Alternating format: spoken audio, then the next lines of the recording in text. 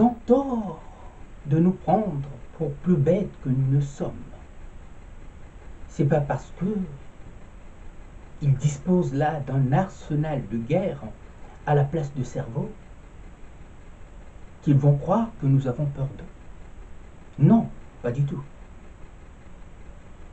Notre arme repose sur la matière grise. Et voilà qu'il nous convie à un dialogue. Mais quel dialogue s'agit-il? Ceci n'est qu'un dialogue de pistards, de malentendus pour des malentendants qui n'ont jamais, oui jamais, écouté personne. Un tissu de mensonges qu'ils ne cessent là de rafistoler pour briller par un rejet mais sans précédent.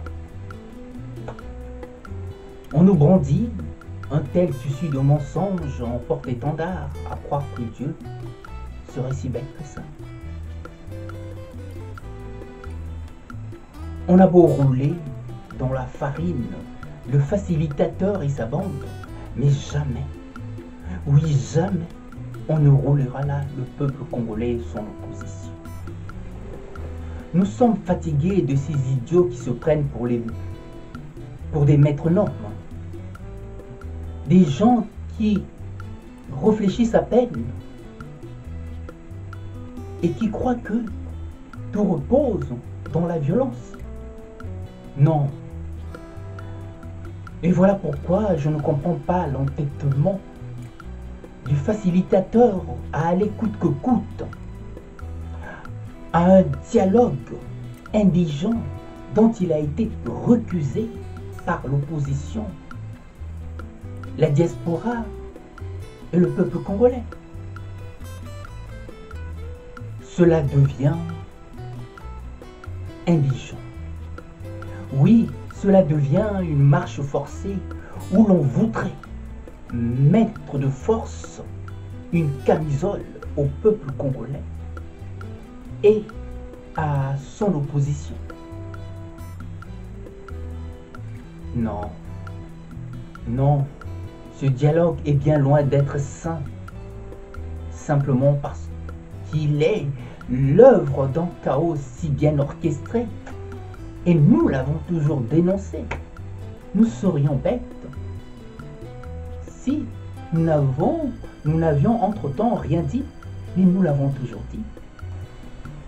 Je crois que le facilitateur serait bien inspiré de revoir là sa copie. Il n'est pas là à avoir de parti pris. Or là, il est acquis à la cause du régime du PPRD. Et cela est un trouble fait pour nous autres peuples congolais et notre opposition. Voilà que les masques tombent comme des mouches. Dans une opposition plurielle infectée là de tant de parasites. Et voilà qu'ils invitent à la table de négociation une opposition de convenance. Non, il y a là quelque chose qui ne colle pas. Ce régime est loin d'être un régime de paix. Sciemment,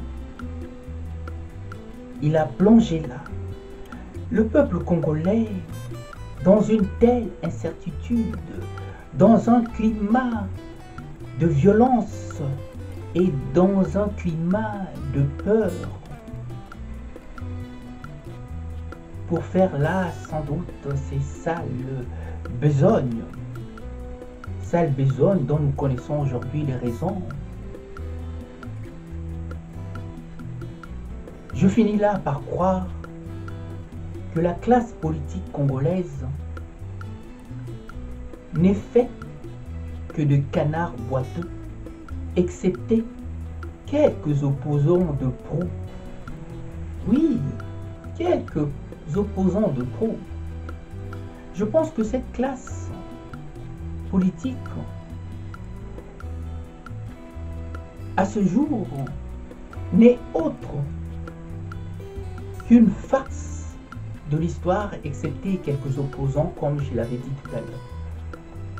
Un régime qui n'a de philosophie que la violence, la force à tout bout de champ, ne peut pas être là pour servir son peuple, mais pour ses plans cachés, les plans que nous connaissons aujourd'hui. Ce dialogue est un bon prétexte pour nous conduire droit dans le mur de la balkanisation. On ne fait pas peur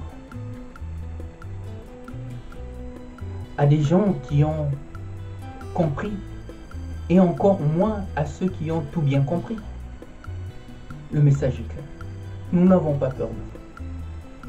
Ce dialogue est une véritable insulte au peuple congolais et à la mémoire de nos martyrs tombés sur le champ de bataille d'une guerre qu'ils voudraient invisible, puisqu'à les entendre dire que cette guerre est une guerre contre les fantômes, alors que nous avons tous bien identifié nos agresseurs, tant de l'intérieur que de l'extérieur. Je crois qu'il faut arrêter là de nous prendre pour ce que nous ne sommes pas et de vous prendre pour ce que vous n'êtes pas. Laissez croire que nous sommes dans une guerre sans visage, mais une guerre à double face, tel un couteau à double tranchant. Voilà l'image que j'ai de nos dirigeants entre guillemets, des dirigeants versatiles qui donnent l'impression d'être des accompagnateurs des occupants, que des gens qui œuvrent pour le peuple congolais.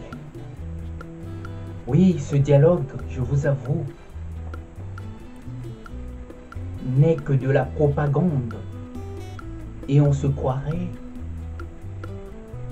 au pire moment du Troisième Reich.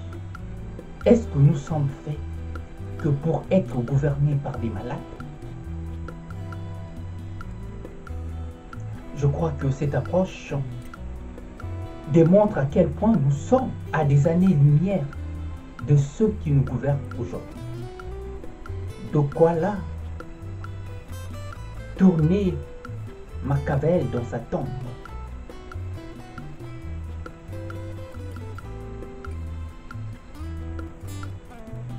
De quoi là retourner Machiavel dans sa tombe que de voir ce que les apprentis sorciers au Congo sont en train de faire. Ils ont pris fait et cause d'un autre peuple au détriment de son propre peuple. À bon entendeur, salut.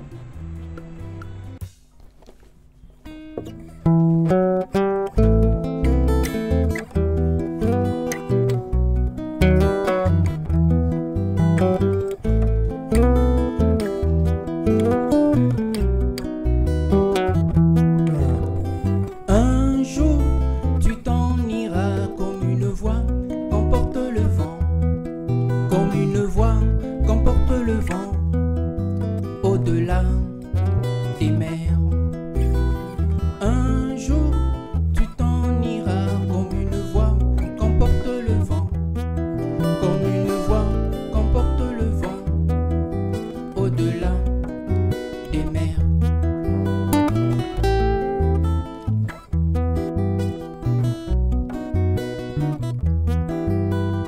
Une voix sans foi